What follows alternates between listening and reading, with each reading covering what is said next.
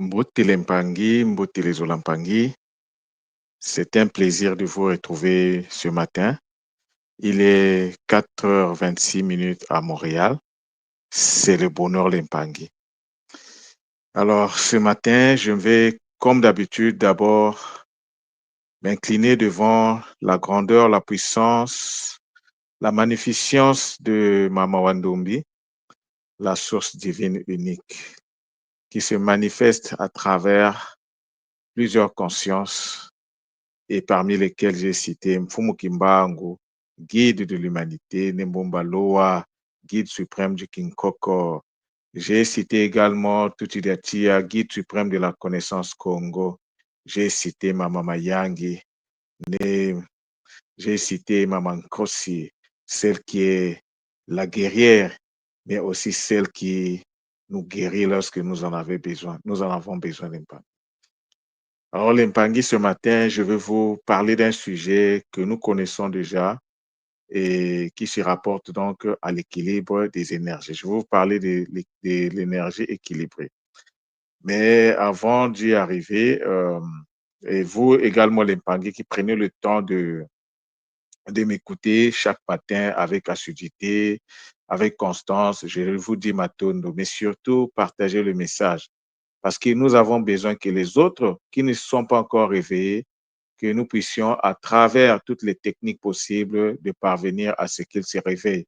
Donc, nous avons cette obligation de partager dans nos groupes Facebook. Nous devons assumer, pour ceux qui sont Nga, nous devons assumer notre Ngatitude. Être Nga, c'est toute une attitude. Nous devons l'assumer et nous devons en être fiers. Fiers, fiers, fiers. Et donc, les Mpangi, je vais vous ramener à une notion que nous connaissons déjà. Tout le monde a l'habitude de nous le savons tous, puisque j'ai déjà annoncé le sujet, que tout est énergie. Tout ce que, toi, de Pangui qui m'écoute, tu n'es qu'une signature énergétique. Tout dans le Nza, dans tout ce qui existe n'est que énergie. Le Nza n'est que la cristallisation de l'énergie. Le Nza n'est que la manifestation matérielle de l'énergie. Tout est énergie. Mais cependant, la question à se poser, où se trouve l'origine de nos énergies? Déjà, il faut vous rappeler que au commencement, nous avons la conscience divine. Mais cette conscience divine fonctionne. La conscience divine fonctionne avec une énergie qu'on appelle l'énergie divine. Donc, lorsqu'on parle de la source n'est pas une réalité statique, n'est pas une réalité non vivante. La source, elle est vivante et la source est fonctionnelle. Alors, lorsque nous sommes dans le Ndi, nous parlons donc de la source en tant que le N. Et à côté donc de donc la source est animée par une énergie. Et cette énergie, c'est l'énergie I. Donc, tout vient de la source qui est le N. Et donc, pour le fonctionnement du N, nous avons donc le I, donc qui est son énergie divine primordiale. Et c'est le I en se dimensionnalisant dans le Nza, en passant par le Singini. Le Singini va broyer le I. À la sortie du Singini, on va avoir des A. Et les A, une fois donc donc dans le Nza, vont donc descendre et en descendant, le A va donc donner la sonorité. Donc la sonorité est liée au travail, au mouvement que fait l'énergie. On reconnaît la présence d'une énergie à travers la sonorité que nous percevons. Donc, lorsque l'énergie descend, c'est le A. Et lorsque l'énergie qui est descendue rentre dans l'expérimentation, en ce moment-là, la première transmutation, c'est le U. Et la deuxième transmutation, c'est le E. Et après, donc, à la fin de l'expérimentation, il y aura ascension. Le même A qui s'est transmuté, c'est toujours le même A qui va finalement ascensionner, l'impanguer. Donc, ce que nous devons comprendre, c'est que les sonorités sont la base même des énergies. Et à côté des sonorités, nous avons ce qu'on appelle, à côté des énergies, donc des 5 sons de base, qui sont le I, le A, le OU, le E et le O, nous avons des consonnes. Et les consonnes, ce sont des matrices. Ce sont les consonnes qui donnent la forme à l'énergie. Si les consonnes n'est pas là, l'énergie est informe. L'énergie n'a pas de forme. Et pour que l'énergie puisse avoir une forme, il faut la présence des matrices. Et j'en ai répertorié 15. 5 plus 5 plus 5, nous avons nos 3 Makuku Matatu qui sont là, les Mpangé. Maintenant, une fois que tu rentres en contact, une fois que tu accèdes, tu te connectes à l'énergie, donc dimensionnisée A, après mutation, après transmutation, parce que l'énergie qui descend n'est pas celle que nous utilisons. Avant que nous puissions utiliser, il y a d'abord une première phase de multiplication qui se met en place. Et c'est donc le produit de la multiplication que nous devons utiliser. C'est pour cela que je suis même arrivé à la conclusion pour dire que la première matrice qui se met en place après la dimensionnalisation de l'énergie divine dans l'UNSA, c'est le M. Parce que le M, c'est lui qui s'occupe de la multiplication. Il y a déjà une infinité qui s'incarne, mais ce n'est pas suffisant. Alors, il faut multiplier parce qu'il faut transmuter pour que cela soit digeste. Alors, nous utilisons donc, nous nous connectons à ce qui est au fruit de ce qui a été multiplié. C'est pour ça, dans tout ce que nous faisons, nous avons l'obligation de multiplier. C'est une obligation que la nature nous impose. Parce que la nature elle-même, dans son fonctionnement, a d'abord multiplié les énergies avant que nous puissions avoir la capacité, la possibilité de nous connecter à ces énergies.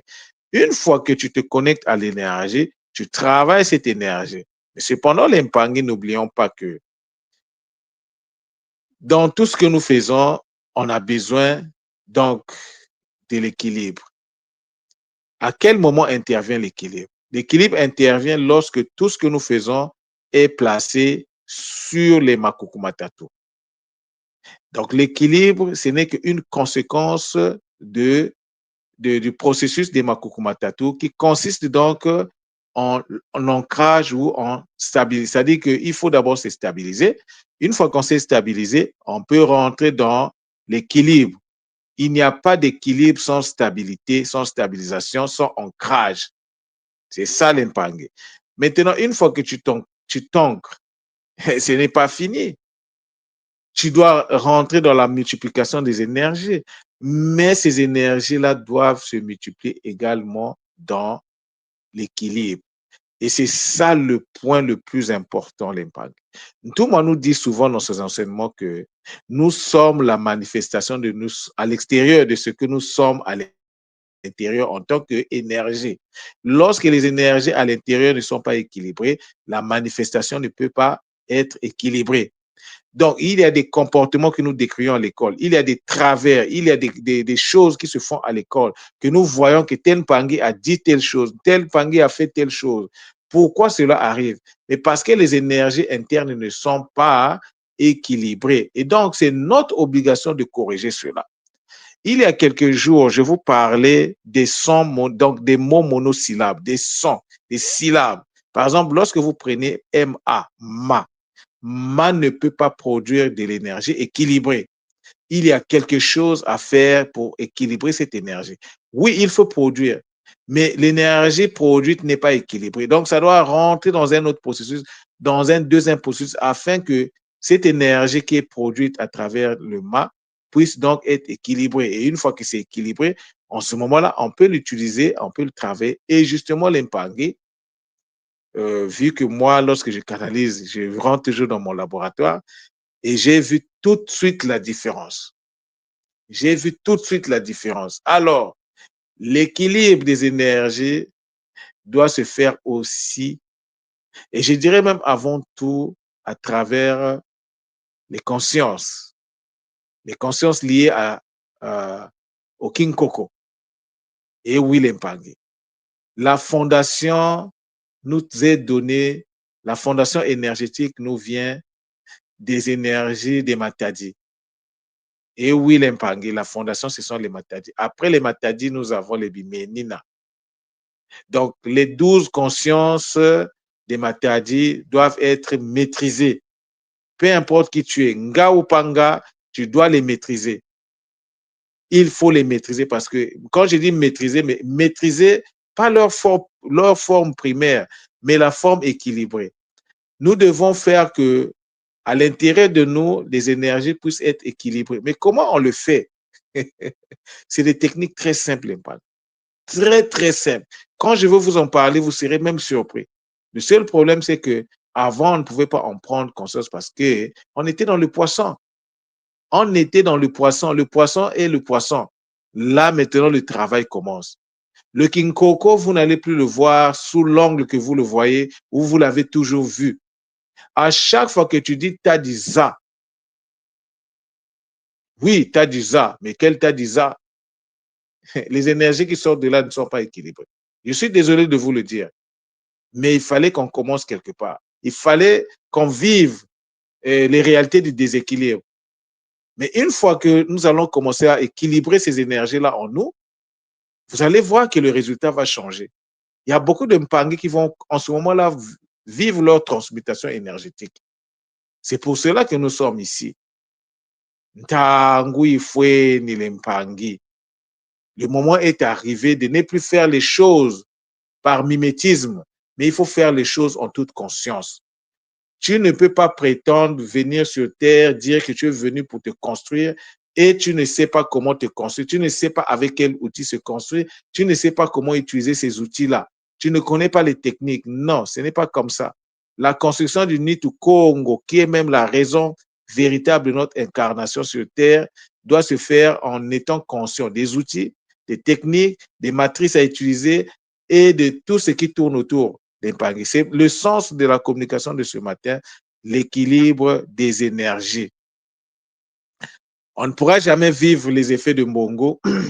Là, tout m'a annoncé le Kimwama, ça risquera d'être une vue de l'esprit. Et oui, les Mpangi, je vous le dis, ça risquera d'être simplement de la théorie tant qu'on ne revient pas aux fondamentaux. Et les fondamentaux, il faut passer d'abord par l'équilibre des énergies. Ce n'est pas en faisant seulement les méditations qu'on va s'équilibrer. Non.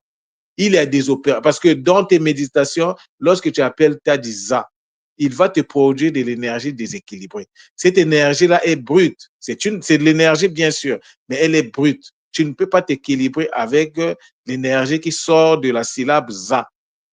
Il y a les 9 plantes sacrées. Pour l'instant, on n'a accès qu'à 7 plantes. Et après, il y a les biboulous. Les biboulous également, quand tu dis que toi, tu es connecté à Mpakasa, est-ce que tu sais ce que Mpakasa veut dire? Comment tu vas faire pour que les énergies de Mpakasa soient équilibrées aussi en toi? L'Impangi, il faut repartir aux fondamentaux. Vous voyez que j'ai commencé à parler de ce sujet, même dans les cours du Kikongo, il fallait d'abord maîtriser la syllabe. Il fallait maîtriser. Donc, j'ai expliqué dans le document Introduction au mystère de Kikongo, je vous ai parlé de la syllabe là-dedans.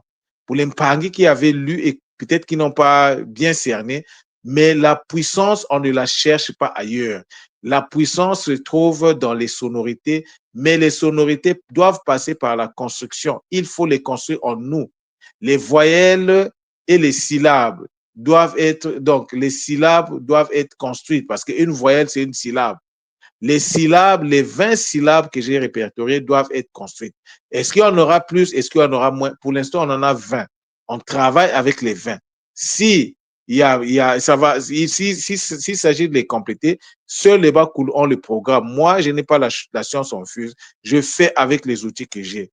Mais le son doit être, parce que tout passe par le son. C'est le son qui donne la forme. C'est à partir du son qu'on rentre en contact avec le divin, à partir de la danse, à partir de l'art. Parce que l'art, derrière les images, derrière les images, il y a les ndeza, il y a les ondes, il y a les fréquences derrière les images. Derrière un dessin, derrière une couleur, il y a des fréquences. Donc, mais la fréquence vibre, la fréquence est sonore. Et oui, l'Empangui. Donc, le son est d'une importance capitale. Nous ne pouvons pas avancer si on ne maîtrise pas le son. Et donc, moi, je ne viens pas pour parler pour parler. Les techniques sont là. La technique du boostage énergétique est la technique par excellence, à ma connaissance, de ce que moi je connais, pour régler le problème des sonorités d'une ZA. C'est une technique qui est un cadeau de Mfumu Kimbangu. Je sais de quoi je parle. Le NHR ne vient pas de moi, ne vient pas de Nganio. Ça a été canalisé bien sûr par Nganio, mais ça ne vient pas de moi. Lorsque tu fais le NHR, automatiquement, tu es connecté au cristal de la Terre. Parce que l'énergie du fonctionnement de ton corps nous vient de la Terre. Et qui dit la Terre, on voit les ngimbi, l'énergie de la combativité. Et derrière les ngimbi, il y a les bakiamo. N'oublions pas cette partie de l'histoire. Dans le travail des ngimbi, il y a une grande intervention des bakiamo. Parce que les ngimbi ne sont que, c'est juste un bundu. Mais c'est un bundu qu'on trouve dans beaucoup de réalités. Donc, j'ai beaucoup de conscience, on a la présence des bangimbi en tant que bundu, l'Empangui. Donc, voilà la communication que j'avais à vous faire ce matin. Ceux qui veulent en savoir plus, vous contactez le centre Nungu, le centre par excellence pour l'ancrage d'Empangui, le centre par excellence pour l'accompagnement des centres qui existent, le centre par excellence pour mettre à disposition des outils pratiques pour que l'Empangui, nouveau ou ancien, l'Empangui, avec centre ou pas, les gars qui ont des centres ou pas, les outils sont disponibles au niveau du centre Nungu. Ces outils-là, je ne peux pas les mettre à disposition à n'importe qui. Je dois savoir à qui je les donne. C'est pourquoi moi, je n'ai pas de site. Moi, je fais du 1 par 1. Je travaille directement avec le Mpangui. Maintenant, les Mpangui qui ont pris le boostage, c'est votre responsabilité de venir. Je vais vous expliquer parce que vous avez accédé à certaines choses. C'est votre responsabilité de me contacter pour qu'on parle en famille sur les choses qui vous restent à faire. Il y a beaucoup d'Empangui qui ont pris des packs, qui ne travaillent même plus sur ça. Ils ont mis, je peux dire, au garage. Ils ne travaillent pas. Ils se sont assis sur la caisse à outils. C'est pas digne, l'Empangui. Quand vous accédez à quelque chose, vous devez utiliser la chose. Sinon, ça vous sert à quoi? Il ne fallait même pas venir prendre parce que vous prenez, vous vous asseyez là-dessus. Et je sais, tu ne peux pas accéder au boostage énergétique et te taire. Quand je vois qu'un Pangui n'appelle pas, ne pose pas de questions, je sais que vous ne travaillez pas. Mais moi, je le dis comme ça hein, parce que je vous aime. Mais c'est votre responsabilité. Moi, j'ai fait ma part et je ne veux pas m'arrêter parce que vous ne voulez pas travailler. Et oui, l'Empangui. Donc, voilà la communication que j'avais à vous faire ce matin. Les outils sont déjà en place. Il y en a d'autres qui vont venir. Il y aura beaucoup, beaucoup, beaucoup de choses, mais ça ne sera pas des techniques compliquées. Non. Le centre Nungu n'est pas là pour vous compliquer la vie. Le centre Nungu est là pour vous faciliter la compréhension de certains outils, de vous faciliter l'accès à certains outils, de vous accompagner parce qu'une communauté forte, c'est celle qui est respectée. Quand une communauté n'est pas forte, qui va vous respecter? Dans ce monde, on ne respecte que les forts et les puissants. Alors, l'Empangui, nous devons changer notre rapport à l'énergie afin que l'énergie rentre dans son équilibre et que l'énergie nous permette de vivre notre divinité dans la matière. Matondo, Matondo, Matondo, Zola, Zola, Zola.